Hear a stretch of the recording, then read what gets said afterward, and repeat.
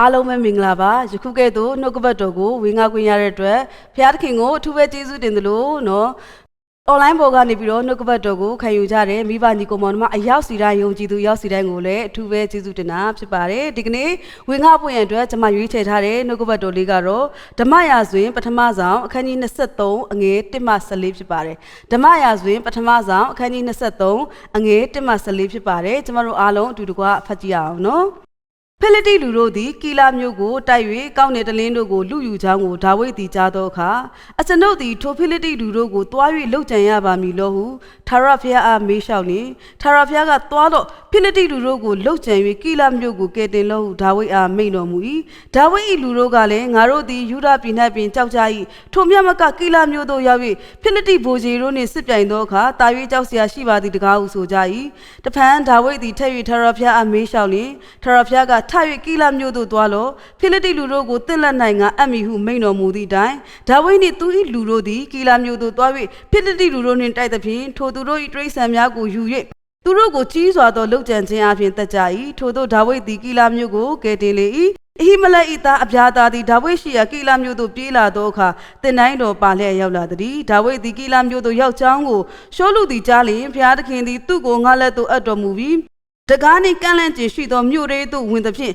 အချုပ်ခံလျက်နေရသည်ဟုဆိုလျက်ကီလာမြို့သို့စစ်ချီ၍ဒါဝိဒ်နှင့်သူ၏လူတို့ကိုဝိုင်းထားခြင်းကမိမိလူအပေါင်းတို့ကိုစုဝေးစေ၏ရှောလုသည်မကောင်းသောအကြံနှင့်ကြိုးစားသည်ကိုဒါဝိဒ်သည်သိ၍ယေဘရဟိတ်အဗျာသာအားတင်တိုင်းတော်ကိုယူခဲ့ပါဟုဆို၏ထိုအခါဒါဝိဒ်ကဣသရေလအမျိုး၏ဘုရားသခင်ထာဝရဘုရားရှောလုသည်ကီလာမြို့သို့လာ၍ကိုရော၏ကျွန်အတွက်ဖျက်ဆီးမည်ဟုအကြံရှိသည်ကိုဆက်ဆက်ကြားပါ၏ကီလာမြို့သားတို့သည်အကျွန်ုပ်ကိုသူ၏လက်၌အပ်ကြပါလိမ့်မည်လောကိုရော၏ကျွန်ကြားသည့်အတိုင်းရှောလုသည်လာပါလိမ့်မည်လောဣသရေလအမျိုး၏ဘုရားသခင်ထာဝရဘုရားကိုရော၏ကျွန်အမိန့်ရှိတော်မူပါမည်အကြောင်းတောင်းပန်ပါ၏ဟုမေးလျှောက်သောထာဝရဘုရားကရှောလုသည်လာလိမ့်မည်ဟုမိန့်တော်မူ၏တဖန်ဒါဝိဒ်ကကီလာမြို့သားတို့သည်အကျွန်ုပ်နှင့်အကျွန်ုပ်၏လူတို့ကိုရှောလုလက်သို့အပ်ကြပါလိမ့်မည်လောဟုမေးလျှောက်လျင်ထာဝရဘုရားကအပ်ကြလိမ့်မည်ဟုမိန့်တော်မူ၏ထိုအခါဒါဝိဒ်သည်600ခန့်ရှိသောမိမိလူတို့နှင့်ထ၍ကီလာမြို့မှထွက်ပြီးလေသွားနိုင်ရာအရရသို့သွားကြ၏ဒါဝိဒ်သည်ကီလာမြို့မှအလွတ်ပြေးကြောင်းကိုရှောလုသည်ကြား၍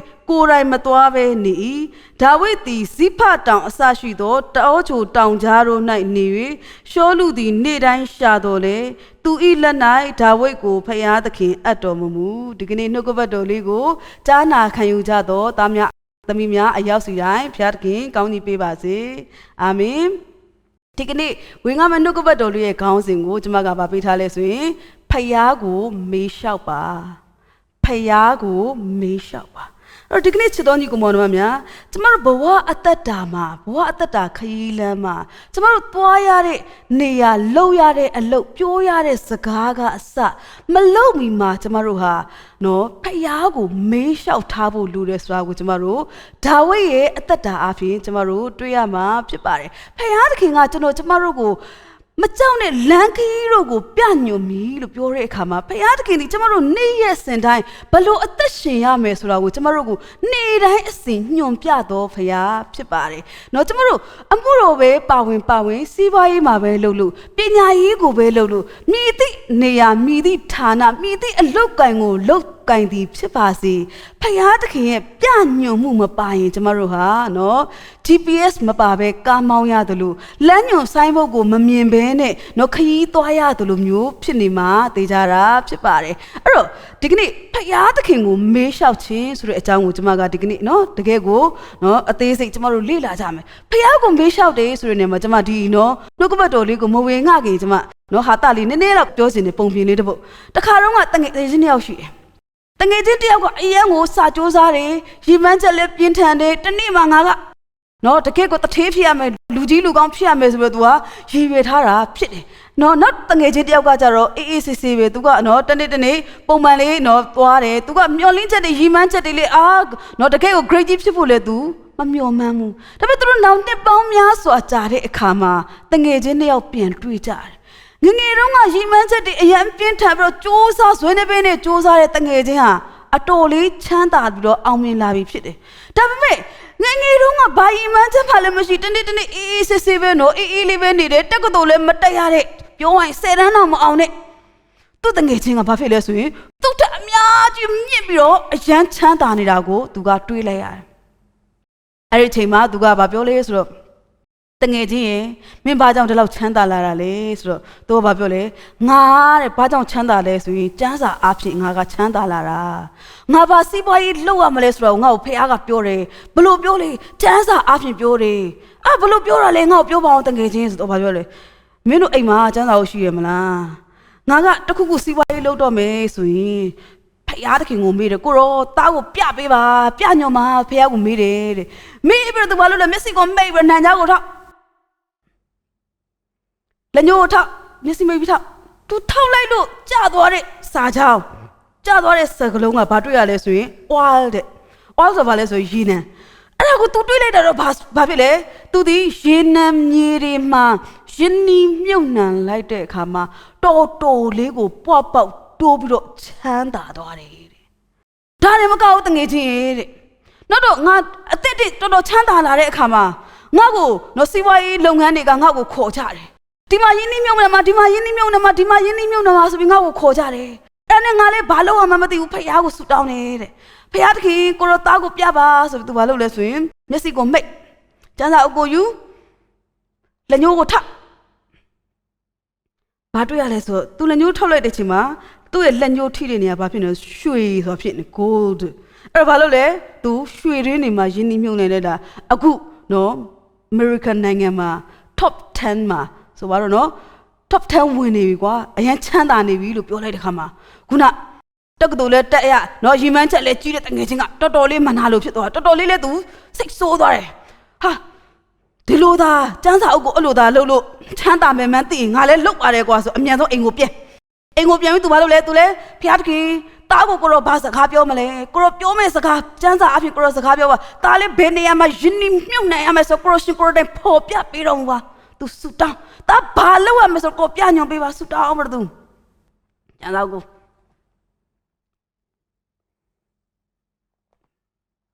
ထောက်လိုက်ထားသူဖြည်းဖြည်းချင်းဖွင့်ကြည့်လိုက်ဘာတွေ့လဲဆိုရင်ယူဒရှကယုတ်သည်လေဘင်းကိုကြိုးကွင်းတက်၍တိတ်လေ၏ဟာနော်အဲ့ဒါကြသူလှုပ်လားမလှုပ်တော့ဘူးသူကပြောတယ်ဖခင်သခင်ကိုရောတောက်ဘာလုပ်ရမလဲဆိုတော့ပြပါကျွန်တော်လှုပ်ပါမယ်ပြောတယ်ဒါပေမဲ့တကယ်တမ်းကျတော့သူလည်းညိုးထောက်မိတဲ့အရာကဘာဖြစ်နေလဲလေဘင်းကြိုးကွင်းဆွပြီးတေးရမှာဖြစ်နေတဲ့ခါမှာသူမလှုပ်တော့ဒီကနေ့ချစ်တော်ကြီးကောင်မတော်များကျွန်တော်တို့ဖခင်ရဲ့စကားပြောခြင်းကိုပြောတဲ့အခါမှာကျွန်တော်တို့ဒီနော်ဒီဟာတလေးကိုအမြဲတမ်းပြောလို့ရှိတာဖြစ်ပါတယ်ဒီကနေ့နော်ကျမ်းစာအုပ်ကိုနံကြားထောက်ပြီးတော့အပြေရှာခြင်းအပြင်ဖခင်ရဲ့စကားပြောခြင်းကိုကျွန်တော်တို့ကြားရမှာမဟုတ်တာတော့သိကြတာဖြစ်ပါတယ်ဒီကနေ့ချစ်တော်ညီကောင်မတော်များဖခင်ရဲ့လမ်းညွှန်မှုဖခင်ရဲ့စကားပြောမှုကိုကျွန်တော်တို့ဘယ်လိုကြားရမလဲဘယ်လိုသိနိုင်မလဲကျွန်တော်ဘေကိုသွားရမယ်ဘေကိုလှုပ်ဘာကိုလှုပ်ရမယ်ဆိုတာဖခင်ကကျွန်တော်တို့ကိုစကားပြောတယ်လို့ပြောတယ်ကျွန်တော်တို့ကတော့မသိဘူးလို့ကျွန်တော်တို့နေ့စဉ်နဲ့များကျွန်တော်တို့ပြောတတ်တာဖြစ်ပါတယ်ဒီကနေ့ချစ်တော်ညီကောင်မများဒါဝိဒ်ရဲ့အသက်တာကိုကြည်ချင်းအဖြစ်ဖခင်ရဲ့လမ်းညွှန်မှုကိုဘယ်လိုခံယူရမလဲဖခင်ကိုဘယ်လိုမေးလျှောက်ရမလဲဆိုတာကိုကျွန်တော်တို့ကြည့်ရမှာဖြစ်ပါတယ်ဒါဝိဒ်ကရှိုးလူလိုက်လို့အသက်ဘေးကနေလွတ်အောင်ပြေးနေရတာဖြစ်တယ်ပထမတော့ဒါဝိဒ်လည်းဘာဖြစ်တယ်လဲလူဝဲကြောက်တတ်တယ်နော်အကြောင်းလုံးလို့ကျွန်တော်ရဲ့လက်ဝဲမှာကြည့်ရင်လေကျွန်တော်တည်တော်သူမရှိပါလက်ရဘက်မှာကြည့်လိုက်ရင်လေကျွန်တော်ကိုကယ်တင်တော်သူမရှိပါဆိုပြီးတော့ဒါဝိဒ်ဟာကြောက်လန့်တကြားစိုးရိမ်တကြီးနဲ့သူသည်နော်ဖះကိုနော်မေးခွန်းနေထုတ်ခဲ့ပေမဲ့နောက်ပိုင်းမှာသူနားလေသွားတယ်ဘာလဲဆိုရင်ဖះသခင်သူ့ကိုကွယ်ကာနေတယ်ဟာလေလုယာဘလို့အခက်ခဲဘလို့ဒုက္ခမျိုးစုံကြုံတွေ့ပါစေဖះသခင်သည်သူ့ကိုအကျိုးနှိမ့်အောင်ပျက်စီးအောင်လှုပ်ဆောင်နေခြင်းမဟုတ်ဘဲနဲ့သူ့ကိုနော်အကောင်းဆုံးသောရှင်ပြန်ဖြစ်လာဖို့ပုံသွင်းပြုပြင်ပေးနေတယ်သူ့ကိုချစ်လို့လှုပ်ဆောင်ပေးနေတယ်ထို့ပြင်သူ့ကိုလက်ယုံတော်နဲ့ကြွေကာနေတယ်ဆိုတာကိုဒါဝိဒ်နားလည်လာတာဖြစ်တယ်ဒါကြောင့်မလို့ဒါဝိဒ်ကဘာပဲလှုပ်လို့ဖယားကိုမမေးပဲမလှုပ်ဘူးဟာလေလုယာဘာပဲလှုပ်လို့ဖယားကိုမမေးပဲမလှုပ်ဘူးကျွန်တော်တို့ဒီကနေ့နော်ကျွန်တော်တို့ယုံကြည်သူတွေကတော့ဘာပဲလှုပ်လို့စိတ်ကဘာဖြစ်လဲ စိတ်နဲ့အတူလူကပါသွားပြီးတော့ကိုယ်စိတ်နဲ့ကိုလှုပ်ချင်တာလှုပ်တာများတယ်နော်ငါမြင်းငါဆိုင်စကိုင်းရောက်ငါလေငါထိုးပကိုးရောက်ဆိုပြီးတော့ကိုယ်စိတ်အားတန်ရပဲကျမတို့ကိုလှုပ်ကြတာဖြစ်တယ်ဖះကိုမေးလျှောက်ဖို့ဆိုတော့ကျမတို့မှာတော်တော်လေးကိုခက်ခဲတဲ့အရာဖြစ်တယ်ဒါပေမဲ့ဒီကနေ့နော်ချစ်တော်ညီကောင်မများဒါဝိဒ်ရဲ့အသက်တာကိုကြည့်လိုက်ရင်တော့ဘာပဲလှုပ်ဖះကိုမေးပြီးမှပဲလှုပ်တာကိုကျမတို့တွေ့ရမှာဖြစ်ပါတယ်ဟုတ်ပြီဒီကနေ့ဝင်ငါမနှုတ်ကပတ်တော်တစ်ခုလုံးရဲ့အဓိက key နော် point ကတော့ဘာလဲဆိုရင်အငယ်6ဖြစ်ပါတယ်ဖះအဘိမလက်ဤသားအဗျာတာသည်ဒါဝိဒ်ရှိရာကီလာမြို့သို့ပြေးလာသောအခါတင်တိုင်းတော်ပါလျက်ရောက်လာသည်အဲ့တော့ပြီးခဲ့တဲ့ကျွန်တော်အခန်းကြီး22ကိုကြည့်လိုက်ရင်ဘာတွေ့ရလဲဆိုရင်ရှောလူကအဗျာတာတို့တမိသားစုလုံးကိုတတ်လိုက်တာကိုတွေ့ရမယ်နော်ယေဘရဟိဘယ်နှယောက်လဲဆို85ယောက်အဟိတုဤသားဖြစ်သောအဟိမလက်တို့တွင်အဗျာတာအမည်ရှိသောသူတစ်ယောက်သည်လွတ်၍ဒါဝိဒ်ရှိရာသို့ပြေးလေ၏တဲ့နော်အခန်းကြီး20ငယ်20-21မှာနော်တွေ့ရမှာဖြစ်ပါတယ်အဗျာတာဆိုတာဘာတူလဲဆိုရင်ယေဘရဟိအမျိုးတွေကတစ်ယောက်ဖြစ်တယ်အဟိတုရဲ့သားအဟိမလက်ဤသားအဗျာတာဖြစ်ပါတယ်သူကယေဘရဟိဖြစ်တဲ့အခါမှာသူနဲ့အတူဘာပါလာလဲဆိုရင်ယေဘရဟိမင်းတို့သာလင်ဝစ်စင်ရတော့တင်တိုင်းတော်ပါလာတာဖြစ်ပါတယ်ဟုတ်ပြီအဲ့တင်တိုင်းတော်ဆိုတာဘာလဲဆိုရင်နော်ပြာရောင်ပိတ်ချိုးနဲ့ပြုတ်လုထားတဲ့ဝစ်စုံဖြစ်တယ်ဘသူတွေပဲဝစ်စင်ရလဲဆိုရင်ယေဘရဟိမင်းတွေသာဝစ်စင်ရတာဖြစ်တယ်အဲ့တင်တိုင်းတော်မှာဘာပါလဲဆိုရင်ရင်ဘုံဆိုတာပါတယ်ဗျာဒိတ်တော်ရင်ဘုံပေါ့နော်ရင်ဘုံပါတယ်အဲ့ရင်ဘုံကဘာနဲ့လုပ်ထား breastplate ပေါ့နော်ရင်ဘုံကဘာနဲ့လုပ်ထားလဲဆိုရင်ဣသရေလအမျိုးနွယ်12မျိုးကိုပုံဆောင်တဲ့နော်ကြောက်မြက်ယတနာ12မျိုးနဲ့စီချေထားတယ်ဒီကြောက်မြက်စီချေထားတဲ့ရင်ဘုံရဲ့အထဲမှာဘာထည့်ထားလဲဆိုရင်ဥရိန်နဲ့သူ့မိန်ကိုထည့်သွင်းထားတာကိုကျမတို့တွေ့ရမှာဖြစ်ပါတယ်ဒါကြောင့်မလို့တင်တိုင်းတော်လို့ပြောလိုက်တိုင်းအဓိကရည်ညွှန်းတာဘာကိုပြောတာလဲဆိုရင်ဥရိန်နဲ့သူ့မိန်ကိုရည်ညွှန်းကြတာဖြစ်ပါတယ်ဟုတ်ပြီအဲ့ဒီဥရိန်နဲ့သူ့မိန်သည်ဘလို့အရေးကြီးလဲဆိုရင်ဣသရေလတိုင်းပြည်မှာစီးဆရာဖြစ်တာပဲဖြစ်ဖြစ်เนาะအရေးကြီးအခက်ခဲအကျက်တဲကြုံတာပဲဖြစ်ဖြစ်တခုခုဘုရားသခင်ရဲ့အလိုတော်ကိုမေးလျှောက်ချင်တာပဲဖြစ်ဖြစ်ဘာလို့ရလဲဆိုရင်ဥရိန်သူ့မိန်ကအရေးပါသောအခန်းကဏ္ဍမှာပါဝင်တာဖြစ်ပါတယ်ဘာဘလုံကိုဣသရေလလူမျိုးတွေဖမ်းသွားချုပ်ထားခြင်းမခံရခင်အထိဒီဗျာဒိတ်တော်ရင်ဘုံပေါ့နော်ဒီဥရိန်နဲ့သူ့မိန်ဟာနော်ဣသရေလတိုင်းပြည်အတွက်အရေးပါတဲ့နော်အခန်းကဏ္ဍကနေပါဝင်နေတာဖြစ်ပါတယ်အထူးသဖြင့်စစ်ရေးပြင်ဆင်တဲ့နေရာမှာဥရိန်နဲ့သူ့မိန်ကိုအားဖြင့်ဖယားကိုသူတို့အမေးမေးလျှောက်တာဖြစ်ပါတယ်ဖယားသခင်ကနော်ဥရိန်သူ့မိန်အားဖြင့်အမြဲတမ်းအဖြေပေးတာဖြစ်ပါတယ်အဲ့တော့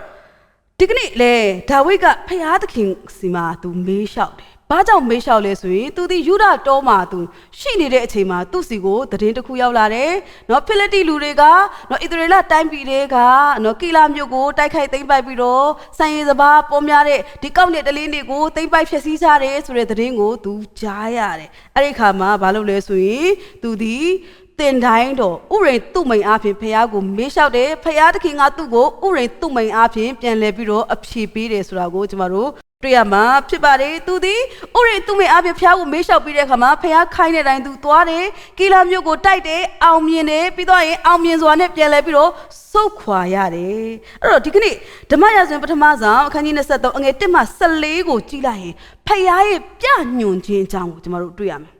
ဖယားကိုမေးလျှောက်ရင်ဖယားကဘာလုပ်တယ်လဲဆိုရင်ပြညွှန်တတ်တယ်ဟာလေလုယာဖယားကိုမေးလျှောက်ရင်ဖယားကဘာလုပ်တယ်လဲပြညွှန်တတ်တယ်ဒီကနေ့ကျမတို့ဒီဓမ္မရာဇဝင်အခန်းကြီး23ကိုကြည့်လိုက်ရင်ဖယားရဲ့ပြညွှန်ခြင်းတစ်ခုကိုတွေ့ရတယ်ဖယားရဲ့ပြညွှန်ခြင်းတစ်ခုဘာလဲဆိုရင်စေးရာနဲ့ပတ်သက်ပြီးတော့ဖယားရဲ့ပြညွှန်ခြင်းရဲ့နော်လွတ်မြောက်ခြင်းနဲ့ပတ်သက်ပြီးတော့ဖယားရဲ့ပြညွှန်ခြင်းရဲ့ဆိုပြီးတော့ကျမတို့အပိုင်းနှစ်ပိုင်းအားဖြင့်ကျမတို့လေ့လာသွားမှာဖြစ်ပါတယ်ပထမအပိုင်းကဘာလဲစေးရာကီလာမျိုးကိုဘလို့တိုက်မလဲဆိုတာကိုဖယားကဘလို့ပြညွှန်လဲဆိုတာကိုကျမတို့လေ့လာမယ်ဒုတိယပိုင်းကတော့ဘာလဲဆိုရင်ဒါဝိဒ်နဲ့သူ့ရဲ့အဖွဲ့သူအဖွဲ့သားတွေကကီလာမျိုးကနေဘလို့မျိုးအောင်မြင်စွာစုတ်ခွာရမလဲဆိုပြီးတော့သူတို့ရဲ့လွတ်မြောက်ခြင်းအတွက်ဖယားရဲ့ပြညွှန်ခြင်းကိုကျမတို့လေ့လာကြမှာဖြစ်ပါတယ်ဟုတ်ပြီအရင်ဆုံးကျမတို့အပိုင်း1ကိုသွားမယ်အပိုင်း1ကဘာလဲစစ်ရာအတွက်ဖယားရဲ့ပြညွှန်ခြင်းဟုတ်ပြီအပိုင်း1မှာမှအပိုင်း1ရဲ့ကကြီး the report ဆိုပါလေအစီရင်ခံတင်ပြချက်ကလေးကြည့်အောင်ဟုတ်ပြီဒါဝိဒ်ဟာအတုလန်ဥမင်ထဲမှာပုံအောင်နေတယ်အဲ့ဒီ ဒီချိန်မှာသူ့ကိုမိဘဆွေမျိုးတွေကလာပြီးခိုးလုံးတယ်နော်အမှုရောက်တော့သူအကျွေးတင်တော့သူဒီစိတ်ညစ်တော့သူတွေသူ့စီလာခိုးလုံးတယ်အဲ့ဒီခါမှာဒါဝိဒ်ဒီကိုယ်တိုင်ဒုက္ခရောက်နေတော့သူဖြစ်တော်လေမိမိလောက်ပေမဲ့တဆွမ်းနိုင်တော့သူများကိုပြန်လဲပြီးတော့သူကူညီမဆတာကိုကျမတို့တွေ့ရမှာဖြစ်ပါတယ်ပြီးတော့Prophet God ကသူ့ကိုဘာပြောလဲဆိုရင်နင်ဒီခိုင်ခန့်သောဥမင်ထဲမှာမနေနဲ့ယူရတော်မှာနေပါလို့ပြောတဲ့အခါမှာသူဒီယူရပြီးဟာရတ်တော်မှာသူပုံအောင်နေတာဖြစ်တယ်အဲ့ဒီအချိန်မှာပဲသူ့စီကိုဘသူရောက်လာလဲဆိုရင်ယေဘရဟိတ်အဗျာတာရောက်လာတယ်ယေဘရဟိတ်အဗျာတာတို့တမိသားစုလုံးကအသက်ခံရပြီဖြစ်တဲ့အတွက်သူထွက်ပြေးနေဘသူစီရောက်လာလဲဆိုရင်ဒါဝိဒ်စီကိုရောက်လာတယ်ဒီလိုအချိန်မျိုးမှာတည်င်းပို့ချက်တစ်ခုကိုရရှိတယ်အစီရင်ခံခြင်းပေါ့နော် report တစ်ခုကိုသူရရှိတယ်ဘာလဲဆိုရင်ဖိလိတိလူတွေဒီယူဒပြည်နော်ယူဒပြည်နဲ့ဖိလိတိပြည်ရဲ့ဂျားကနော်နေဆက်နားမှာရှိတဲ့ကီလာမြို့ကိုတိုက်ခိုက်သိမ်းပိုက်ပြီးတော့ကီလာမြို့မှာရှိတဲ့ကောက်နယ်တလင်းတွေကိုသိမ်းပိုက်နေပြီဆိုတဲ့သတင်းကိုသူတို့ကြားရတာဖြစ်တယ်နော်ဖိလိတိလူတွေကဘလို့အကျင့်ရှိလဲဆိုရင်နော်သူတို့ကြတော့အပင်မဆိုင်ချင်ဘူးသူတို့ကြတော့ကောက်မဆိုင်ချင်ဘူးအပင်မန်းခံပြီးဘာမှမဆိုင်ပြိုးခြင်းပဲနဲ့ဘာလို့လဲဆိုရင်ဣသရေလတိုင်းပြည်ကလူတွေစိုက်ပြီးလို့အပင်မန်းခံပြီးတော့စိုက်ပြီးတော့မှနော်တကယ့်ကိုရိတ်သိမ်းခြင်းရောက်လို့နော်ဆိုင်ရင်စဘာတွေကောက်ပေးသီးနှံတွေကိုနော်ကောက်နယ်တလင်းမှာစုသိမ်းပြီးဆိုရင်ဖိလိတိလူတို့ဒီဘာလို့လေရှိလဲဆိုရင်ဣသရေလမြို့ရွာတွေကိုသူတို့စစ်ချီပြီးတော့သိမ်းပိုက်လေးရှိတာဖြစ်ပါတယ်နော်ကျမတို့အားလုံးသိတဲ့အတိုင်းယော10မှာဗာပြောလေတခိုးသည်ခိုးခြင်းတက်ခြင်းဖြစ်စည်းခြင်းငါသာလာတက်ဤဆိုတဲ့အတိုင်းပဲဖိလိတိလူတို့သည်ဖျားသခင်ရဲ့လူဖြစ်သောဣသရေလအမျိုးသားတွေကိုအမြဲတမ်းခိုးခြင်းတက်ခြင်းဖြစ်စည်းခြင်းငါသာကြံစီတတ်သောသူတွေဖြစ်တယ်ဒီသတင်းကိုဘသူကြားလဲဆိုရင်ဒါဝိဒ်ကကြားရတာဖြစ်တယ်ဒီ report လေးကိုဘသူကြားလဲဒါဝိဒ်စီရောက်လာအမှန်ဆိုရင်ကိုတန်းပြည်ကိုတိုင်းတစ်ပါးကလာကျူးကျော်ရန်စနေပြီဆိုတဲ့သတင်းကဘသူစီကိုရောက်ရမှာလဲဆိုရင်ရှင်ဘရင်ဖြစ်နေတဲ့ရှောလူစီကိုရောက်ရမှာဖြစ်တယ်ဒါဝိဒ်ကအခုရှင်ဘရင်လားမဟုတ်ဘူးဒါဝိဒ်တာဝန်လားမဟုတ်ဘူးဒါဝိဒ်နဲ့ဘာဆိုင်လဲဘာမှမဆိုင်ဘူးလို့ပြောလို့ရတော့လေဒီ report ကနော်ရှောလူစီကိုမရောက်ဖဲဘသူစီကိုရောက်လာလဲဆိုရင်ဒါဝိဒ်စီကိုရောက်လာတာဖြစ်တယ်ဒါဝိဒ်ကအဲ့ဒီအချိန်မှာဘာကောင်းမှမဟုတ်သေးဘူးဒီတိုင်းပြည်တစ်ခုလုံးရဲ့အုပ်ချုပ်ရေးတာဝန်နော်ဒီကာကွယ်ရေးတာဝန်တွေဟာရှင်ဘရင်ဖြစ်တဲ့ရှောလူရဲ့တာဝန်ပဲဖြစ်တယ်နော်ရှင်ဘရင်ကကိုလူတွေကိုကာကွယ်ပေးရမှာဖြစ်တယ်သို့တော့ရှောလူသည်မိမိတိုင်းပြည်ကိုကာကွယ်ဖို့ထက်မိမိပလင်ကိုကာကွယ်နေတယ်မိမိနန်းကိုကာကွယ်နေတယ်မိမိထီးနန်းကိုကာကွယ်ပြီးတော့သူထီးနန်းကိုနော်လူယူမယ်လို့ထင်တဲ့ဒါဝိဒ်ကိုတတ်ဖို့ပဲသူ့ခေါင်းထဲမှာကြံစီတယ်ကိုတိုင်းပြည်ကဘာဖြစ်နေလဲဆိုတာကိုရှောလူစိတ်မဝင်စားလို့ဖြစ်မှာပေါ့ဘာဖြစ်လို့လဲဒီသတင်းကိုနော်မိမိတိုင်းပြည်မှာဒုက္ခရောက်နေပြီဆိုတဲ့သတင်းကိုလူတွေဟာရှောလူစီကို report သွားမပို့ဘသူစီကိုပို့လဲဆိုရင်ဒါဝိဒ်စီကိုသွားပို့တာဖြစ်တယ်တနိုင်ငံလုံးနဲ့ဆိုင်တဲ့အရေးကြီးသတင်းအချက်လက်ဟာဖယားရွေးကောက်တော်သူစီရောက်တာဖြစ်တယ်ဟာလေလုယာဒီကနေ့ချစ်တော်ညီကောင်မောင်များလောကမှာဖြစ်ပျက်နေတဲ့အရာကြုံတွေ့နေတဲ့အရာကျမတို့တွေ့ရတဲ့သတင်းတွေအားလုံးဟာကျမတို့မျက်စိရှိကိုတစ်ခါတလေမှာရောက်လာတတ်တယ်Facebook အားဖြင့်ပဲဖြစ်ဖြစ် Radio အားဖြင့်ဖြစ်ဖြစ် TV အားဖြင့်ဖြစ်ဖြစ် Video အားဖြင့်ဖြစ်ဖြစ်သတင်းတွေမြောက်များဆိုကျမတို့နေ့တိုင်းတွေ့ရှိရတယ်ဒီ report တွေကိုကျမတို့နေ့တိုင်းတွေ့ရှိရတာဘာကြောင့်လဲဒါဝိဒ်ဟာမိမိစီရောက်လာတဲ့ report ကိုမသိချင်အောင်မဆောင်ဘူးဒီသတင်းတွေကြားတဲ့အခါမှာငါရှင်ဘရင်လည်းမဟုတ်ငါကစစ်သူကြီးလည်းမဟုတ်ငါဗိုလ်ချုပ်လည်းမဟုတ်ငါနဲ့လည်းမဆိုင်ဆိုပြီးတော့ तू မနေဘူးဘာလို့တယ်လဲဆိုရင်ဒုက္ခရောက်နေတဲ့ကိလမြို့သူမြို့သားအတွက်တစုံတစ်ခုလှုပ်ပေးခြင်းတဲ့စိတ်စေတနာရှိတော်သူဖြစ်တယ်ဒီကနေ့လဲကျမတို့အသက်တာကိုပြန်လဲဆန်းစစ်ရအောင်မကောင်းသောသတင်းဆိုးတစ်ခုခုကြုံတွေ့တဲ့အခါမှာထိုသတင်းဆိုးအတွက်ဖယားသခင်စီမှာမေးလျှောက်တတ်တော်သူရှိပါသလားထိုသတင်းဆိုးအတွက်ခံစားနေရတဲ့နော်လူတွေအတွက်နော်ဒုက္ခရောက်နေတဲ့လူတွေအတွက်တခုခုလှုပ်ပေးခြင်းနဲ့စိတ်စေတနာကျမတို့မှာရှိပါသလားဆိုတာကိုလည်းကျမတို့လေ့လာနိုင်တာကျမတို့ကိုပြန်ပြီးတော့လေ့လာဆန်းစစ်နိုင်တာဖြစ်ပါတယ်ဒါဝိဒ်ကတော့နော်ဒီ report ကသူ့စီကိုအကြောင်းမဲ့ရောက်လာတာမဟုတ်ဘူးလို့သူယုံကြည်တယ်โอเคဒီကနေ့ကျမတို့ဘာတွေ့ရသေးလဲနော်ဒီရှင်ရခရစ်အခန်းကြီး1မှာကျမတို့တွေ့ရတယ်။ဘာတွေ့ရလဲဆိုရင်ဒီကာနမြို့မင်္ဂလာဆောင်မှာသခင်ယေရှုရဲ့မေတော်မာရိနဲ့အတူသခင်ယေရှုရဲ့တပည့်တော်တွေဟာထိုမင်္ဂလာပွဲကိုရောက်နေတယ်။ထိုအချိန်မှာဘာဖြစ်သွားလဲဆိုရင် report တစ်ခုတက်လာ။ဘာ report လဲ စပည့်ကုန်ပြီဆိုတဲ့ report ဖြစ်တယ်။အဲ report ဒီဘသူစီကိုရောက်လဲဆိုရင်ပွဲတော်အုပ်စီကိုမရောက်ဖဲနဲ့ဘသူစီကိုရောက်လာလဲဆိုရင်မေတော်မာရိကတဆင့်သခင်ယေရှုစီကိုရောက်လာတာဖြစ်တယ်။ဒီကနေ့ချစ်တော်ညီကိုမောင်တို့များကျမတို့ကြားရတဲ့သတင်းတွေ report တွေဟာကျမတို့ဘာလို့ဖို့လဲဆိုရင်မေတော်မာရိဒီသူရရှိတဲ့ report ကိုဘသူကိုတင်ပြလဲသခင်ယေရှုကိုတင်ပြတာကိုကျမတို့တွေ့ခဲ့တာဖြစ်ပါတယ်။ဒီကနေ့လေဒါဝိဒ်ဒီသူရရှိတဲ့သတင်းတွေကိုဘသူစီတင်ပြလဲဆိုရင်ဖယားသခင်စီကိုပြန်လဲမေးလျှောက်တတ်တာကိုကျမတို့တွေ့ရမှာဖြစ်ပါတယ်လူတွေကလည်းဘာကြောင့်ဒါဝိဒ်ကိုပဲ report ပေးလဲဆိုရင်ဒါဝိဒ်ကတာဝန်ယူတတ်တဲ့သူဒါဝိဒ်ကဖြည့်ရှင်းပေးမဲ့သူလို့ယုံကြည်ကြတဲ့အတွက်ထို report ဒီဒါဝိဒ်စီကိုရောက်လာတာဖြစ်တယ်ဟုတ်ပြီနံပါတ်1ရဲ့ခါခွေးကိုတွားရအောင် request မေးလျှောက်ခြင်းဟုတ်ပြီ report ကဘသူစီကလာလဲသူတစ်ပါးကနေပြီးတော့ဘသူစီရောက်လာလဲဒါဝိဒ်စီရောက်လာတယ်ဟုတ်ပြီနော်ဒီ request ဆိုကြပါလဲဆိုရင်ဒါဝိဒ်ကနေဘသူစီရောက်လာလဲဆိုရင်ဖယားစီမှာဖယားဘက်ကိုလှည့်၍သူကဘာလုပ်လဲဆိုရင်ပြန်လဲမေးလျှောက်ခြင်းဖြစ်တယ်သဘောပေါက်ပါသလား report ဒီသူများစီကနေပြီးတော့ကိုယ့်စီကိုရောက်လာတယ်အ request ကဘာလုပ်ရလဲဆိုရင်ကိုကနေပြီးတော့ဘသူစီလဲဖယားစီပြန်လဲ၍မေးလျှောက်ခြင်းကို request လို့ခေါ်တယ်ဟုတ်ပြီဒီကနေ့ဒီနော်ကျွန်တော်တို့စစ်မှုရေးရနဲ့ပတ်သက်ပြီးတော့ request နှစ်ခါတွေ့ရတယ်နှစ်ခုတွေ့ရတယ်ဒါဝိဒ်ဟာဒီ report ကိုရချင်းဒီသတင်းကိုကြားချင်းသူဘာဖြစ်လဲဆိုရင်စိုးရိမ်တယ်ကီလာမြို့သူမြို့သားကီလာမြို့သူမြို့သားတွေအတွက်သူစိတ်ပူတယ်ဒီကနေ့ကျွန်တော်တို့လမ်းပေါ်မှာကျွန်တော်တို့ဒီမြန်မာနိုင်ငံမှာကျွန်တော်တို့သတင်းမျိုးတွေ့ရတယ်ဟိုမှာတော့ဘာဖြစ်နေပြီဒီနေရာမှာဘာဖြစ်နေပြီသတင်းတွေကြားရတဲ့ဟောတချို့ကအစားလည်းမပြတ်အိမ်လည်းမပြတ်အတောက်လည်းမပြတ်နော်အလှမပြတ်အဝမပြတ်ပေါ့နော်ဒါပေမဲ့ဒီကနေ့ဒါဝိဒ်ဟာतू ထိနေတာလည်းမဟုတ်ဘူး तू နာနေတာလည်းမဟုတ်ဘူး तू မိဘဖြစ်နေတာလည်းမဟုတ်ဘူးနော်ကီလာမြို့သူမြို့သားတွေကတိုင်းတစ်ပါးရဲ့တိမ့်ပိုက်ခြင်းခံနေရတယ်ဒါပေမဲ့ तू ဒီကိုတိုင်းပြည်ကိုလူမျိုးမိမိကိုဖျားပေးထားသောတိုင်းပြည်ကလူတွေတခုခုဖြစ်တယ်နော်ဒုက္ခရောက်နေတယ်ဆိုတဲ့သတင်းကြားတဲ့အခါမှာ तू ဟာမနေနိုင်ဘူးဖျားကိုမေးလျှောက်တတ်သောပုဂ္ဂိုလ်ဖျားကိုဆုတ်တောင်းတတ်သောပုဂ္ဂိုလ်ဖြစ်တယ်ဆိုတာကိုကျမတို့တွေ့ရမှာဖြစ်ပါတယ်အဲ့တော့တခုတော့ရှိတယ်ဒါဝိဒ်ဒီကီလာမြို့အတွက်စိတ်စေတနာရှိတယ်အဲ့တော့သူကလူ400ရှိတယ်ဆိုပြီးတော့ချက်ချင်းဝုံတိုင်းဆိုပြီးတော့ဘာကျွန်တော်တို့ဒီနိုင်ငံမှာနေသိမှာပါကျွန်တော်တို့နော်ဂျာဇဝင်ကားတွေတို့တော်လိုင်းရေးကားတွေချင်းဘာဖြစ်လဲတခုသတင်းရောက်လာဘာဆိုဘာဖြစ်လဲဒါငှက်ကြီးတောင်ထိုင်းဆဲတော့ဒီလိုတို့ကျွန်တော်တို့သွားတတ်ကြတယ်ဒါဝိဒ်ကအဲ့လိုညံနေတဲ့သူမဟုတ်ဘူးဘာဖြစ်လဲဒါဝိဒ်ဒီထိုသတင်းကိုကြားတဲ့အခါမှာကမူးရှူတို့နှစ်သိုးကြိုးပြက်လူအယောက်4ယောက်ခေါ်ပြီးဘာငါတို့ဣသရေလတိုင်းပြည်ကိုလာစော်ကားတယ်ဟုတ်လားဆိုပြီးတော့ तू ချက်ချင်းမသွားပါဘူး तू ဘာလုပ်လဲဖယားကိုမေးလျှောက်တယ်ဟာလေလုယာဒီကနေ့ကျွန်တော်တို့ဦးလောဒေါ်လောတွေဘယ်နှယောက်ရှိလဲတခုခုပြဿနာအခက်အခဲကြုံတွေ့တဲ့အခါမှာကိုသူတစ်ပါးကြုံတွေ့တဲ့အခါမှာကျွန်တော်တို့အရန်ကူညီခြင်းတယ်ဒါပေမဲ့ကျွန်တော်တို့စိတ်လောတယ်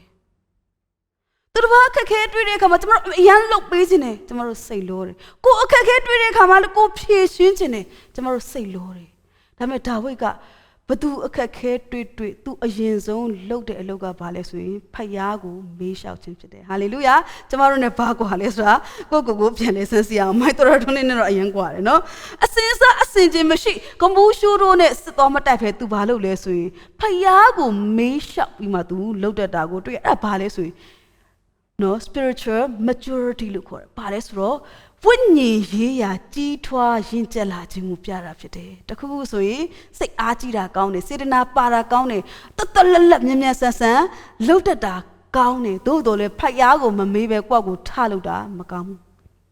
ဒါဘာကိုပြလဲဆိုရင်သူ့ရဲ့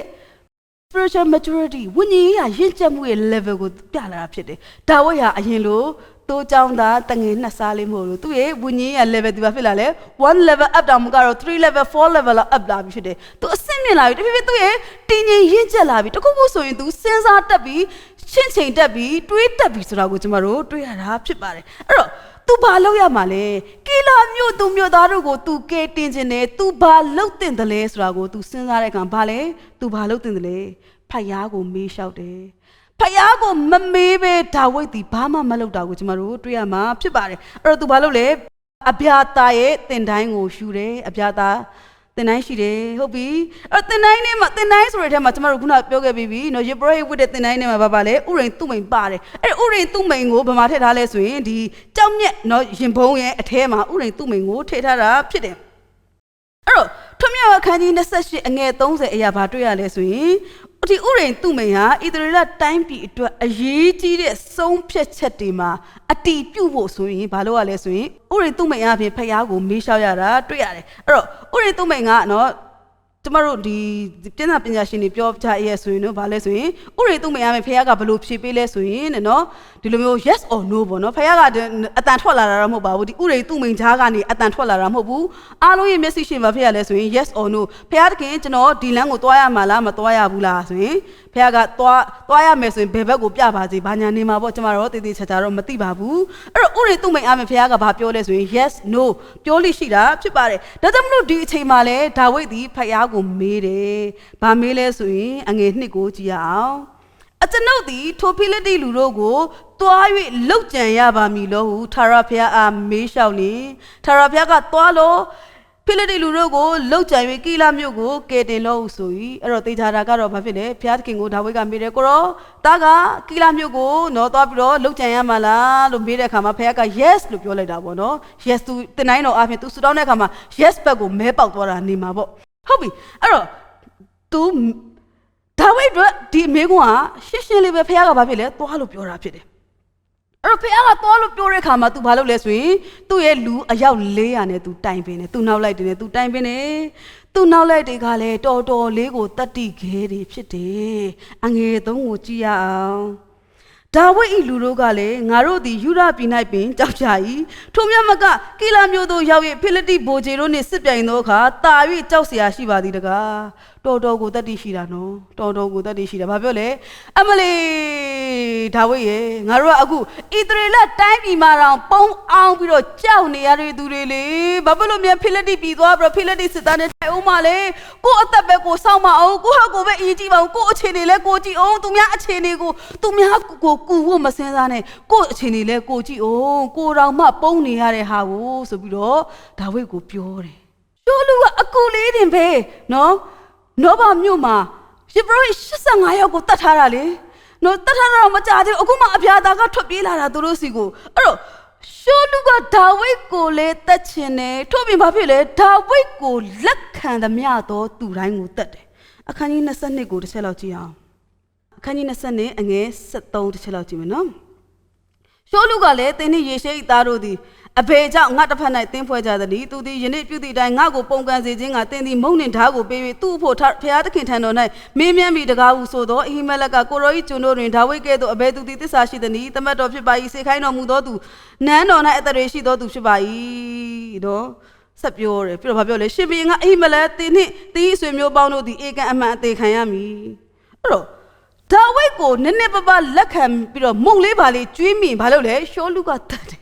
အဲ့တော့ရှောလူကိုဒါဝိဒ်တမကဘူးနော်ဒီဒါဝိဒ်ရဲ့နောက်လိုက်ဘူပါအားလုံးကလည်းအယံကြောက်တာဖြစ်တယ်အဲ့တော့ဘာဖြစ်လဲကျွန်တော်တို့ဒီမှာဒီတိုင်းပြည်မှာတော့ဒီလောက်ကြောက်နေရတာဖိလိတ္တိတိုက်ကိုကြီးကိုကျွန်တော်တို့ဘယ်လိုတိုက်နိုင်မှာလဲဆိုပြီးတော့ပြောတယ်အဲ့ဒီအချိန်မှာဒါဝိဒ်ဘာလုပ်လဲ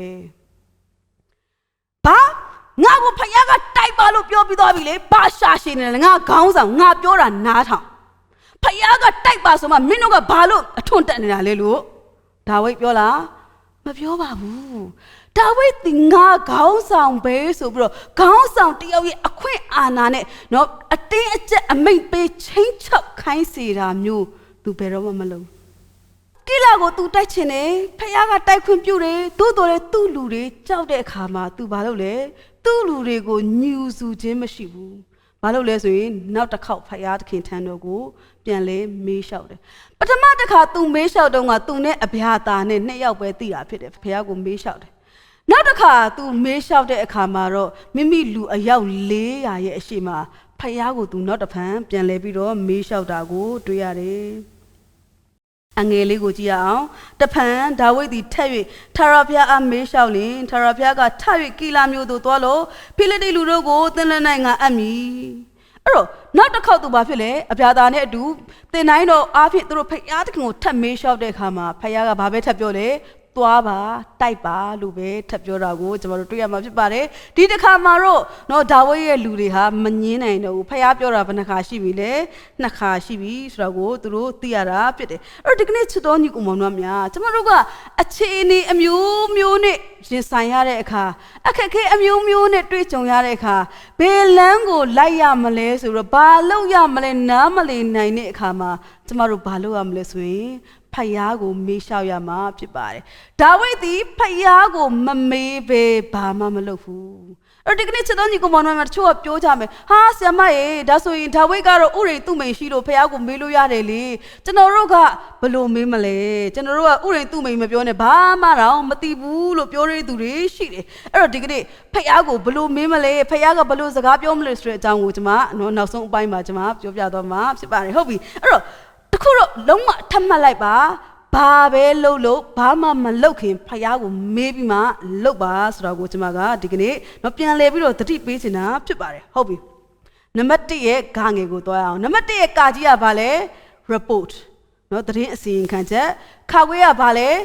request เนาะတောင်းလျှောက်ချက်တောင်းဆိုချက်เนาะတစ်ဂါငယ်ကတော့ဘာလဲဆိုရင် result ရလက်အဖြစ်ရလက်အဖြစ်ကိုဘာမှကြည့်ရင်တွေ့နိုင်နေဆိုရင်အခန်းကြီး23အငယ်9ဒါဝိဒ်နှင့်သူ၏လူတို့သည်ကီလာမြို့သို့သွား၍ဖိလိတ္တိလူတို့နှင့်တိုက်သဖြင့်ထိုသူတို့၏တိရစ္ဆာန်များကိုယူ၍သူတို့ကိုကြီးစွာသောလှုပ်ကြံခြင်းအပြင်တတ်ကြ၏ထိုသို့ဒါဝိဒ်သည်ကီလာမြို့ကိုကယ်တင်လေ၏ဟာလေလုယာဒီကနေ့ဖခင်သခင်ကသွားပါလို့ပြောပြီးသားတခုကိုဒါဝိဒ်သည်နာခံခြင်းနဲ့သွားတဲ့အခါမှာအောင်မြင်ခြင်းရတာကိုတွေ့ရတာဖြစ်ပါတယ်ဒါဝိဒ်ကအမှန်တော့သူကိုယ်တိုင်စစ်ပြေးဝရမ်းပြေးဘဝဖြစ်နေပေမဲ့သူသည်မိမိ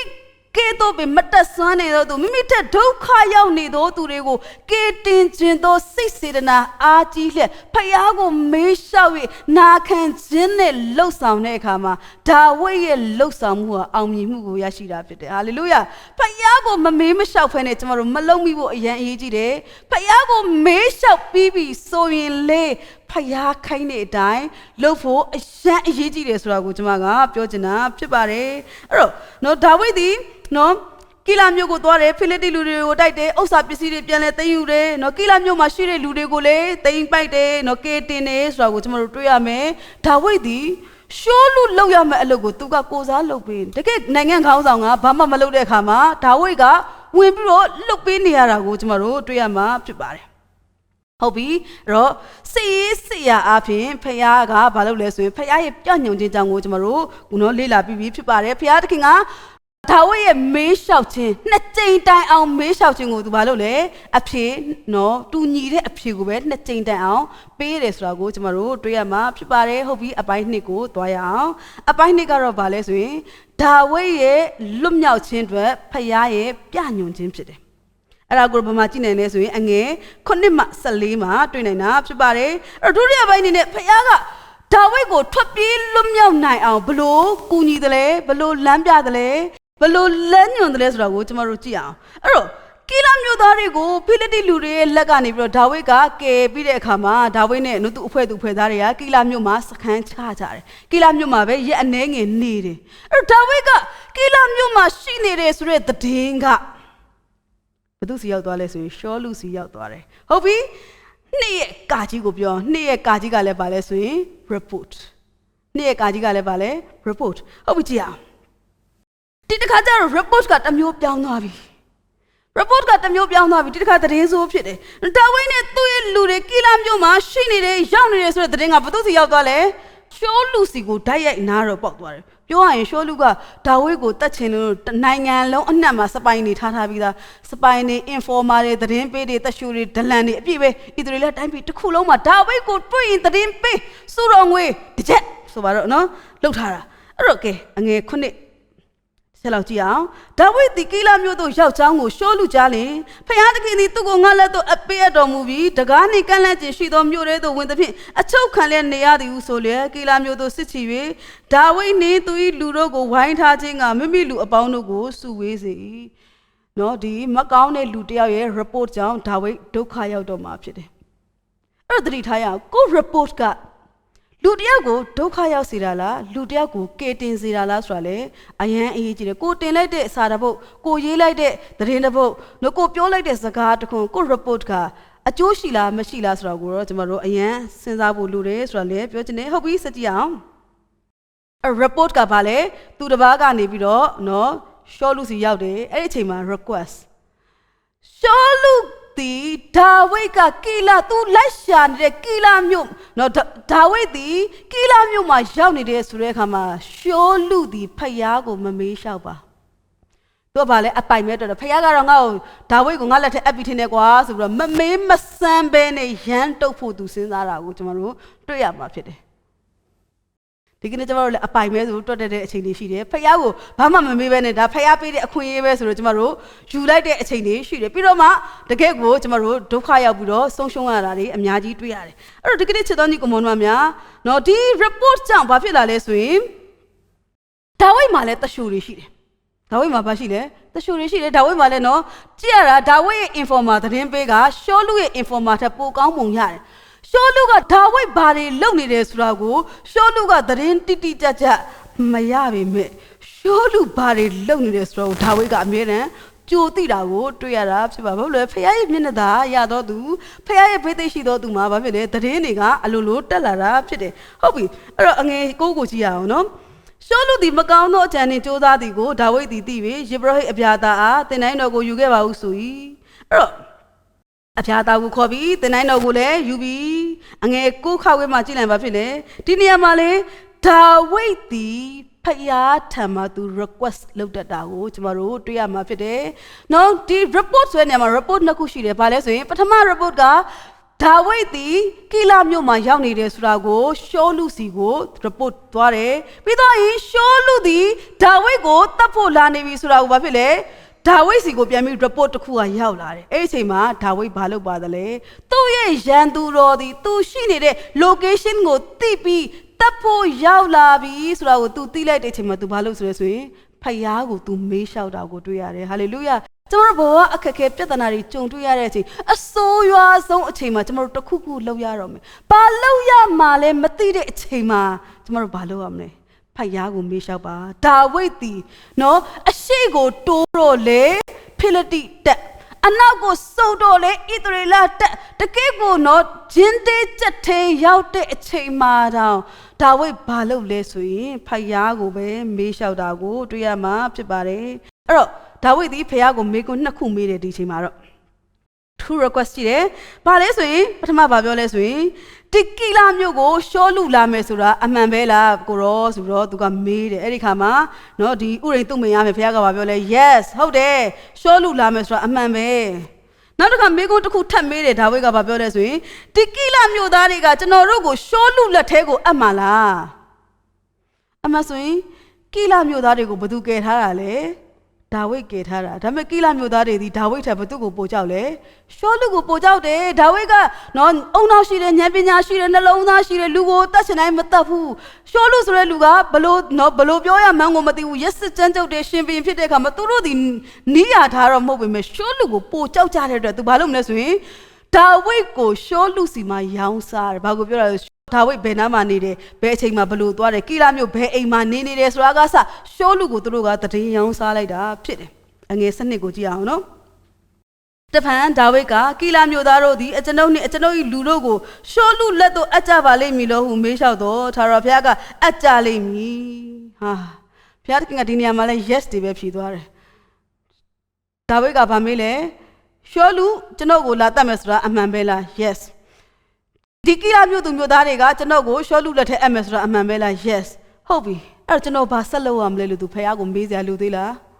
မလိုတော့ဘူးကျွန်တော်တို့ကတော့တုံးနေသီလားကိုရောရှောလူလာပြီဆိုကျွန်တော်တို့ဘာဆက်လုပ်ရမလဲလာမသေးကြပြီဆိုကိုရောပြောနေသေးတယ်ဒါဝိဒ်ကတော့သိတယ်ရှောလူလာမသေးကြတယ်ကီလာမြို့သူမြို့သားတွေကလည်းသူ့ကိုတစ္ဆာဖောက်ပွဲဆိုတာသိလိုက်တာနဲ့ဒါဝိဒ်ဘာလုပ်လဲအငယ်73ကိုကြည့်ရအောင်ထိုအခါဒါဝိဒ်သည်600ခန်းရှိသောမိမိလူတို့နှင့်ထ၍ကီလာမြို့မှထွက်ပြီးလျှင်သွားနိုင်ရာအရရက်သို့သွားကြ၏ဒါဝိဒ်သည်ကီလာမြို့မှအလွတ်ပြေးကြောင်းကိုရှောလူသည်ကြား၍ကိုယ်တိုင်မသွားဘဲနေကဲ အမှန်ဆိုရင်ကိလမြို့သူမြို့သားတွေကဒါဝိဒ်ကိုကျေးဇူးတင်ရမှာဖြစ်ပေမဲ့ဒါဝိဒ်ကိုရှောလုစီမှာရောင်းစားလိုက်ကြတယ်နော်တဆွေလုံးတစ်မျိုးလုံးကိုတတ်မှာစိုးတယ်ဟုတ်ပြီအဲ့တော့ဒီနေ့ result ကိုကြည့်အောင် result ကဘာလဲဆိုရင်တစ်ခငယ် result အငယ်73-74မှာတွေ့တယ်ဖယားရဲ့ပြညွန်မှုကိုရှင်းရှင်းလင်းလင်းသိလိုက်ရတယ်ရှောလုလာမှာတေးကြတယ်ကိလမြို့သားတွေကကိုကိုရောင်းစားမှာတေးကြတယ်ဆိုတော့သိလိုက်တာ ਨੇ ဒါဝိဒ်ဘာလုပ်လဲသူ့လူတွေကိုစုစည်းပြီးတော့အယောက်600ထွက်ပြေးတယ်ပြေးနိုင်ရအရရက်ကိုပြေးတယ်ဒီမှာသတိထားကြည့်အောင်ဒါဝိဒ်ဒီအခန်းကြီး20တုန်းကလူဘယ်နှယောက်ရှိလဲဒါဝိဒ်လက်ထဲမှာအဒုလန်ဥဝင်မာတော့ကလူအယောက်400အခုဒီအခန်းကြီး23ကိုရောက်လာတဲ့အခါမှာဒါဝိဒ်ရဲ့နောက်လိုက်ပူပါဘယ်နှယောက်ဖြစ်သွားပြီလဲအယောက်600ဖြစ်လာပြီဆိုတာကိုကျွန်တော်တို့တွေ့ရမှာဖြစ်ပါတယ်ဒါပေမဲ့လည်းသူရှောလုတက်တွေကနေသူထွက်ပြေးနေရတော့မှဖြစ်တယ်အားလုံးသိတဲ့အတိုင်းပဲဒါဝိဒ်ထွက်ပြေးသွားပြီဆိုတာကိုသိတာနဲ့ရှောလုဒီဘာဖြစ်လဲကိလမြို့ကိုမသွားတော့ပြန်ဘူးသူမလိုက်တော့ဘူးတခြားနေရာကိုပဲသူလိုက်တော့တယ်ဟုတ်ပြီပြောရရင်ရှောလုကတကယ်တင်းနေပြီအဲ့လောက်တိကြသူသည်လျှို့ဝှက်နဲ့ဒါဝိဒ်ကိုဖမ်းဖို့ကြံစီတဲ့ဂျားတွေကဒါဝိဒ်ကလွတ်သွားတာဆိုတော့သူအရင်တင်းနေပြီအဲ့တော့ဘာလုပ်လဲဆိုတော့ကြည့်အောင်ဒါဝိဒ်သည်ဇိဖတောင်အစရှိသောတောကြိုတောင်ကြားတို့၌နေ၍ရှောလုသည်နေ့တိုင်းရှာတော်လဲသူ၏လက်၌ဒါဝိဒ်ကိုဖယားသခင်အပ်တော်မူဒီဇလန်းလေးရဲ့အဆုံးသတ်ကအယံလှတယ်ရှောလုကဒေါသတကြီးနဲ့ဒါဝိဒ်ကိုလိုက်ဖို့တိုးကြိုအုံကြားလိုက်ရှာပေမဲ့ဖယားသခင်ကရှောလုလက်ထဲကိုဒါဝိဒ်ကိုမအပ်သေးတဲ့အတွက်ဘာဖြစ်လဲရှာလို့မတွေ့ဘူးတဲ့အဲ့တော့ဒီကနေ့သူ့ဒေါသအတ္တမာနတွေနဲ့သူဟာတွေ့သမျှလူတွေကိုတတ်ခုတ်တစ်နော်အားလုံးကဘာဖြစ်နေလဲသူမျက်စိထဲမှာမြင်သမျှလူကဒါဝိဒ်ဘက်ကိုပါကုန်ပြီဆိုပြီးတော့သူတန်တရားတွေထားတယ်အဲ့တော့ဘာကြောင့်သူဒီလိုဖြစ်ရတယ်ဆိုရင်ဖယားကိုမမေးလျှောက်တယ်လို့ဖြစ်တယ်အဲ့တော့သူဖယားကိုမေးလျှောက်တော့လေဖယားကသူ့ကိုစကားမပြောတော့ပို့ပြီးတော့စိတ်ဆိုးဖယားကအခုသူ့ကိုစကားမပြောတဲ့ပြင်ဘသူစီပါသွားပြီလေစကားပြောဖို့အရာကတင်တိုင်းတော်ကဒါဝိဒ်စီတောင်ပါသွားပြီအဲ့တော့ဒီနေ့ချက်တော်ညီကောင်မတို့များဒါဝိဒ်ဘဝအသက်တာရဲ့အောင်မြင်ခြင်းကိုကြည့်အောင်သူဒီစစ်တိုက်တဲ့နေရာမှာလေအောင်မြင်စွာ attack လုပ်နိုင်တယ်လို့ထွက်ပြေးစုတ်ခွာတဲ့အချိန်မှာအောင်မြင်စွာနဲ့စုတ်ခွာရနော်စစ်ပညာမှာလေအရေးကြီးတာလေတိုက်ခိုက်ခြင်းကအရေးကြီးသလိုစုတ်တက်ခြင်းကလည်းအရေးကြီးတယ်အောင်မြင်စွာနဲ့စုတ်ခွာခြင်းကအရန်အရေးကြီးတာဖြစ်တယ်အဲ့တော့ဒါဝိဒ်နဲ့စစ်တီတော်တွေဟာနော်စစ်ချီတဲ့နေရာမှာလည်းအောင်မြင်ခြင်းရရှိသလိုပြန်လေစုတ်ခွာတဲ့နေရာမှာလည်းအောင်မြင်ခြင်းရရှိတာကိုတွေ့ရတယ်။ဘာကြောင့်လဲဆိုရင်အရာမှာဖယားကိုမေးလျှောက်တက်လို့ဆိုတာကိုကျမတို့ရှင်းလင်းနဲ့ကွဲပြားတွေ့ရတာဖြစ်ပါတယ်။ဒီကနေ့ချစ်တော်ညီကိုမောင်တို့များကျမတို့ဘဝအသက်တာထဲမှာအခက်အခဲဒုက္ခအကျက်တဲနဲ့တွေ့ကြုံရတဲ့အချိန်ဘယ်လမ်းကိုလိုက်ရမလဲဘာကိုလုပ်ရမလဲဘာမှစဉ်းစားလို့မရတော့တဲ့အချိန်တခုခုအရေးကြီးတဲ့ဆုံးဖြတ်ချက်ကိုချရတော့မယ့်အချိန်မှာကျမတို့ဘာလုပ်ရမလဲဖယားကိုမေးလျှောက်ပါမလုပ်ခင်မေးပါမေးပြီးတော့မလုပ်ဖဲလဲမနေပါနဲ့ဒီနေ့ဒါဝိဒ်ဟာတခုခုလုပ်တော့မယ်ဆိုရင်ကမူးရှိုးတော့နှစ်သိုးကျိုးပြမလုပ်ဖဲနဲ့မလောက်ခင်မှာဖယားကိုမေးလျှောက်တတ်တယ်ဖယားစီကတိကျတဲ့အဖြစ်တိကျတဲ့အတန်တော်ရပြီဆိုသူဘာလုပ်လဲထိုအတိုင်းနာခံခြင်းနဲ့သူဆက်လက်လှုပ်ဆောင်ဒါကြောင့်မလို့ဒါဝိဒ်ရဲ့တိုက်ပွဲတွေဟာအောင်မြင်ရတာဖြစ်တယ်ဟာလေလုယာဒါဝိဒ်ဖယားကိုမမေးတာတစ်ခုပဲရှိတယ်အားလုံးသိတဲ့အတိုင်းဘာတရှေဘကိုသူပြစ်မှားရမလားမပြစ်မှားရဘူးလားအဲ့ဒါကိုသူမမေးဘူးအဲ့ဒါကိုတော့ဖယားကိုသူသွားမမေးဘူးနော်ဘာတရှေဘရဲ့ခင်မဥရိယကိုသူတတ်ရမလားမတတ်ရဘူးလားတတ်တယ်လားမတတ်တယ်ဘူးလားအဲ့ဒါကိုတော့သူဖယားကိုမမေးဘူးအဲ့ဒါကလွယ်ရင်ကျန်တာအားလုံးသူဖယားကိုမေးတတ်တယ်ဟာလေလုယာသူရဲ့အောင်မြင်မှုအားလုံးဒီဖယားကိုမေးလျှောက်ခြင်းကလာတယ်သူရဲ့ဆုံးရှုံးမှုအားလုံးဒီဖယားကိုမမေးပဲလှုပ်ချင်ကနေလာတာကိုကျမတို့တွေ့ရမှာဖြစ်ပါတယ်ဟုတ်ပြီဒီကနေ့ချစ်တော်ညီကိုမောင်နှမများကျမတို့ဖယားအလိုတော်ကိုဘယ်လိုသိမှာလဲဖယားရဲ့ပြညွှန်ခြင်းကိုဘယ်လိုသိမှာလဲဖယားကကျမတို့ကိုဘယ်လိုစကားပြောမှာလဲနော်ဒါဝိဒ်ကတော့တင်နိုင်တော်အဖြစ်ဖယားကစကားပြောတယ်ကျမတို့ကတင်နိုင်တော်လည်းမရှိဘူးဓမ္မဟောင်းခေတ်ကာလကိုကြည့်လိုက်ရင်ဖယားသခင်ကလူတွေကိုဘာနဲ့စကားပြောလဲဆိုရင် prophet တော်များအပြင်စကားပြောတယ်အိမ်မက်ယူပါယုံအပြင်စကားပြောတယ်ဥရိန်သူ့မိန်အပြင်စကားပြောတာကိုကျမတို့တွေ့ရမှာဖြစ်ပါတယ်ဒီကနေ့ခေတ်မှာတော့ဥရိန်သူ့မိန်ကမရှိတော့ဘူးကျမတို့ရှာလို့လည်းမတွေ့တော့ဘူးဥရိန်သူ့မိန်အပြင်ဖယားဘလို့စကားပြောမလဲကျမတို့မေးလို့မရတော့ဘူးဒါပေမဲ့ကျမတို့မှာဖယားကကျမတို့ကိုပြညွန်ခြင်းဖယားရဲ့စကားပြောခြင်းကိုခံယူနိုင်ဖို့ နီလန်းနေအများကြီးရှိပါတယ်ဟာလေလုယာဒီကနေ့အဲ့ဒါကိုကျမတို့သိချင်ကြမယ်ထင်ပါတယ်ကျမတို့ရဲ့အသက်တာခရီးလမ်းမှာဘယ်ကိုသွားရမယ်ဘာကိုလုပ်ရမယ်ဘယ်သူနဲ့တွေ့ရမယ်ဆိုတာကအစဖယားသခင်ဒီနေ့စဉ်နဲ့မြတိကျသောလမ်းညွှန်ချက်ကိုပေးနိုင်တော့ဖယားဖြစ်ပါတယ်ဟုတ်ပြီကျမတို့ဖယားအလိုတော်ကိုဘယ်လိုသိနိုင်မလဲဖယားကဘယ်လိုစကားပြောမလဲ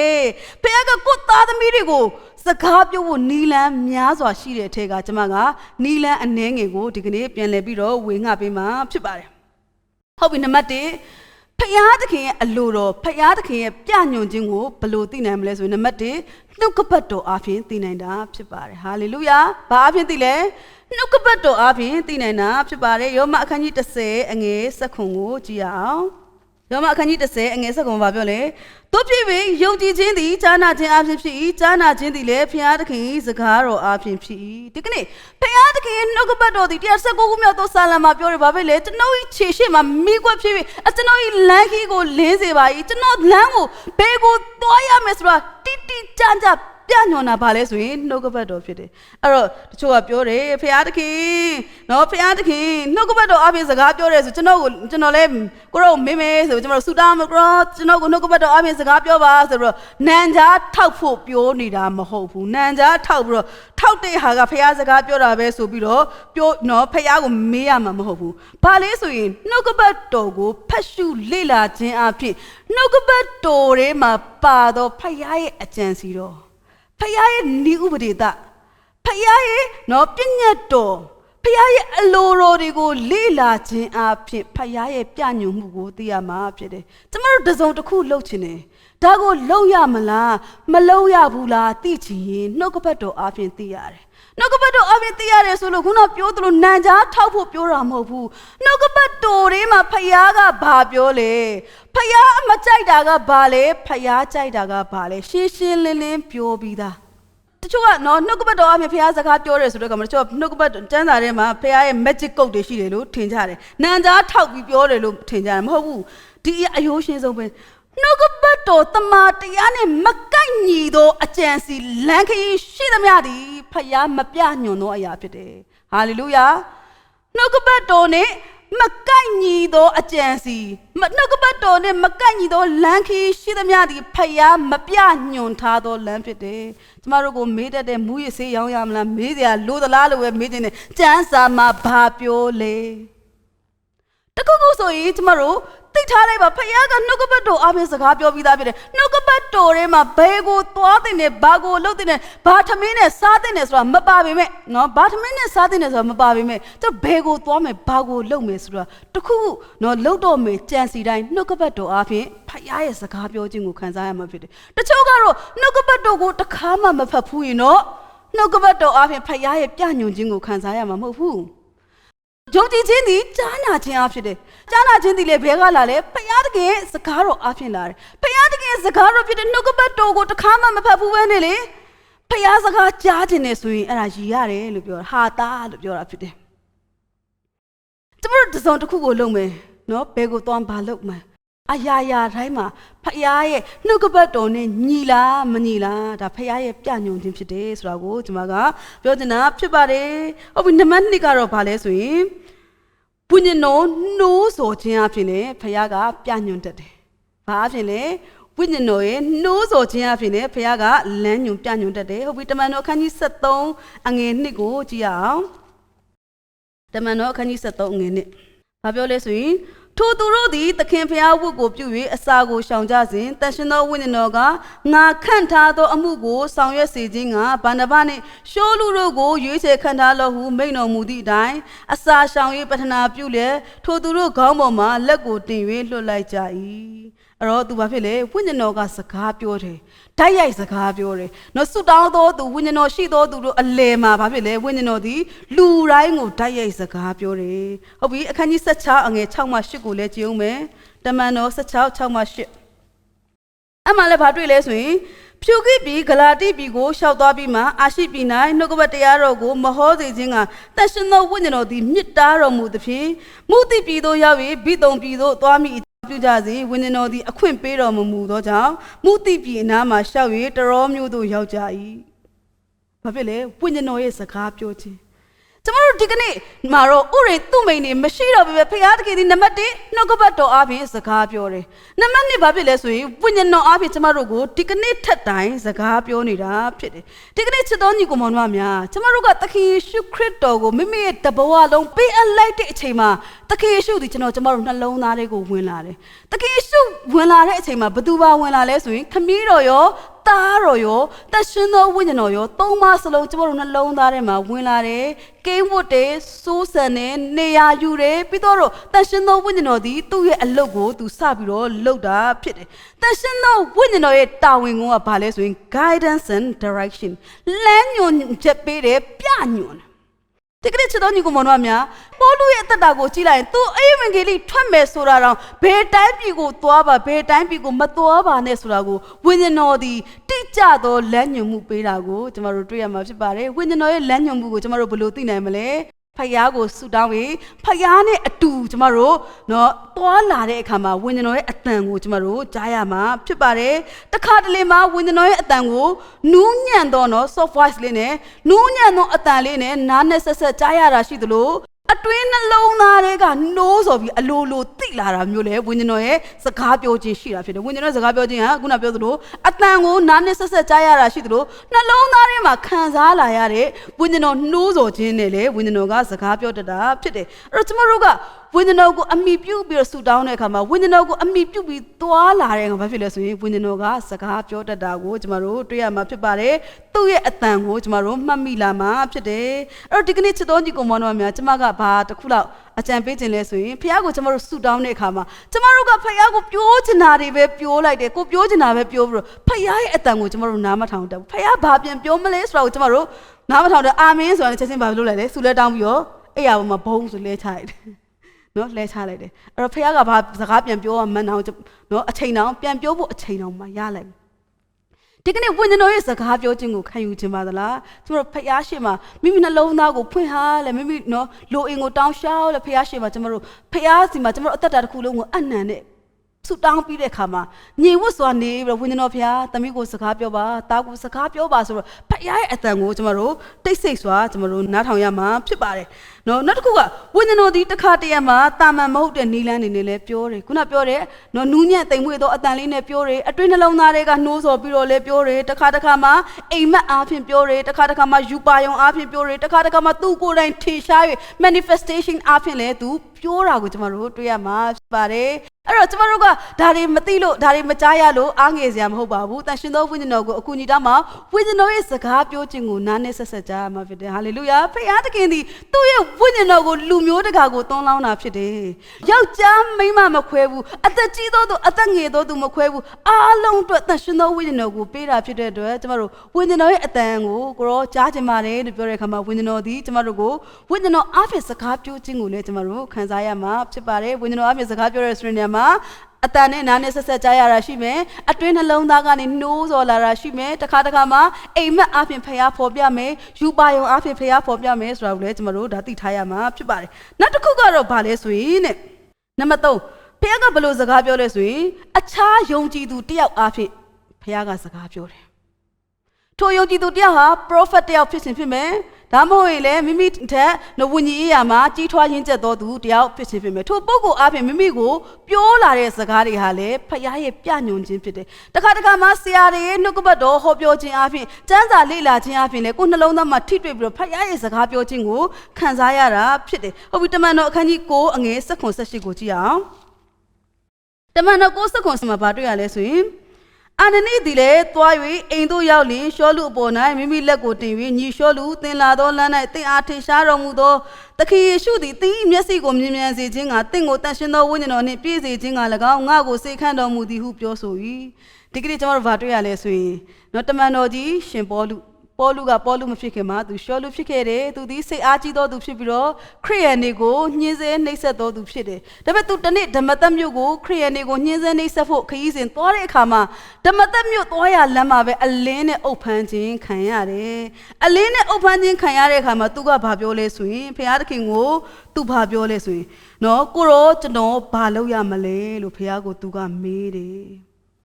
ဒီမြန်မာကျမ်းစာမှာတော့အငယ်6နော်ဒီတမန်တော်ဝတ္ထုခန်းကြီး9အငယ်6မှာမြန်မာကျမ်းစာမှာထူးဆန်းတာတစ်ခုရှိတယ်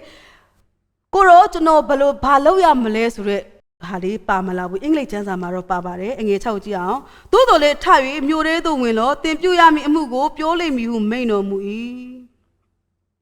ဒီနေရာမှာရှောလူမေးတဲ့မေကွန်းနှစ်ခုရှိတယ်ကိုရောကဘသူလဲလို့မေးလိုက်တဲ့အခါမှာနော်ဖျားသခင်ကဘာပြောလဲသခင်ကဘာပြောလဲငါကသင်ညှင်းဆဲသောယေရှုဖြစ်တယ်အဲ့ဒီအချိန်မှာရှောလူကသဘောပေါက်တယ်သဘောပေါက်ပြီသူ့ကိုနော်ရှေ့ဝေးရှင်းပြစရာမလိုဘူးရှောလူဆိုတဲ့ပုဂ္ဂိုလ်ညံကောင်းတယ်ပြီးတော့အဲ့ဒီအချိန်မှာနောက်တစ်ခုရှောလူကထပ်မေးတယ်ကိုရောကျွန်တော်ဘာလုပ်ရမှာလဲလို့ရှောလူကထပ်မေးလိုက်တယ်ထပ်မေးလိုက်တဲ့အခါမှာဖျားကသူ့ကိုဘာပြောလဲဆိုရင်ထပြီးမြို့ထဲသို့ဝင်လို့သင်ပြုရမည်မှုကိုပြောမယ်ရှောလူဘာလုပ်ရမလဲဆိုတော့ယေရှုကသူ့ကိုဓာတ်ရိုက်မပြောဘူးဘာအဖြစ်ပြောလဲဆိုရင်အာနနိဆိုတဲ့ပုဂ္ဂိုလ်အားဖြင့်ရှောလူလောက်ရမယ့်အလုပ်တွေကိုပြောတယ်။ဒါကြောင့်မို့တစ်ခါမှာကျမတို့သွားရမယ့်လမ်းပြညွှန်ခြင်းကိုဖခင်ကဘာလုပ်လဲဆိုရင် prophet များကိုသုံးခြင်းအပြင်တော်၎င်းမိမိရဲ့ခရစ်တော်၌ညီကိုမောင်နှမတယောက်ကိုသုံးခြင်းအပြင်တော်၎င်းကျမတို့ရဲ့ဆရာမဝိညာဉ်ရေးခေါင်းဆောင်တွေရဲ့စကားအပြင်တော်၎င်းကျမတို့သိရတာဖြစ်တယ်။နော်အဲ့ဒါကနော်ယုံကြည်သူတယောက်အပြင်လည်းဖခင်ကကျမတို့ကိုစကားပြောနိုင်တယ်ဆိုတာကိုလည်းကျမတို့သိထားဖို့လိုတယ်။နောက်ဆုံးတစ်ချက်ကတော့ဘာလဲဆိုရင်တခါတလေမှာဖြစ်ပေါ်နေတဲ့အရေးအခင်းတွေအရေးကိစ္စတွေအခြေအနေတွေကိုကြည့်ပြီးလဲဖျားစကားပြောနေတယ်ဆိုတာကိုကျမတို့သိနိုင်တာဖြစ်ပါတယ်ဟုတ်ပြီဘယ်မှာကြည့်မလဲဆိုရင်ကပ္ပဦးကျမ်းအခန်းကြီး24အငယ်1မှ26 1မှ26ကိုကြည့်ရင်ကျမတို့အရှိကြီးပဲဖတ်မှာအများကြီးပဲအဲ့တော့ဘာတွေ့ရလဲဆိုရင်ဒီအာဗြဟံသည်မိမိရဲ့သားဣဇက်အတွက်သတို့သမီးကိုလိုချင်တယ်။သတို့သမီးကိုလိုချင်တယ်ဆိုတဲ့အခါမှာလေခါနန်ပြည်ကသတို့သမီးကိုမလိုချင်ဘူး။သူ့ရဲ့နေရင်တိုင်းပြည်ဖြစ်တဲ့မေသောပေါတာမိတိုင်းပြည်ကနော်သတို့သမီးကိုလိုချင်တယ်။ဒါကြောင့်မလို့သူ့ရဲ့ကြုံယုံဖြစ်တဲ့အေလျာဇာကိုမေသောပေါတာမိတိုင်းပြည်ကိုသူစေလွှတ်တယ်။အဲ့ဒီခါမှာအေလျာဇာသည်ဘာလုပ်လဲဆိုရင်ဖယားကိုဆုတောင်းတယ်။သူ့ရဲ့သခင်လေးဣဇက်အတွက်အကောင်းဆုံးသောမယားကိုရှာဖွေနိုင်ပါမည်အကြောင်းအေလျာဇာဘာလုပ်လဲဆိုရင်ဖယားကိုဆုတောင်းတယ်ဖယားကိုဆုတောင်းတဲ့အခါမှာဖယားကလေဘလို့အဖြစ်ပေးလဲဆိုရင်ဖြစ်ပေါ်နေတဲ့အခြေအနေတွေကိုကြည့်ခြင်းအပြင်ဖယားကအဖြစ်ပေးတယ်အေလျာဇာဘလို့တောင်းလဲကိုရောကျွန်တော်ရဲ့သခင်နော်အာဗြဟံရဲ့သားဣဇက်အတွက်သူတို့သမီးဖြစ်မယ်ဆိုရင်ဖြစ်မဲ့မျိုးသမီးဟာကောင်မလေးဟာကျွန်တော်ကိုရေတိုက်တည်တာမကကလအုပ်တွေကိုရေတိုက်တော့ကောင်မလေးဟာနော်ကျွန်တော်သခင်အတွက်သူတို့သမီးဖြစ်ပါရစေဆိုဘုရားကိုဆုတောင်းတဲ့အခါမှာအဲ့ချိန်မှာဘသူဖြစ်ရောက်လာလဲဆိုရင်ရေဘက်ခါသည်နော်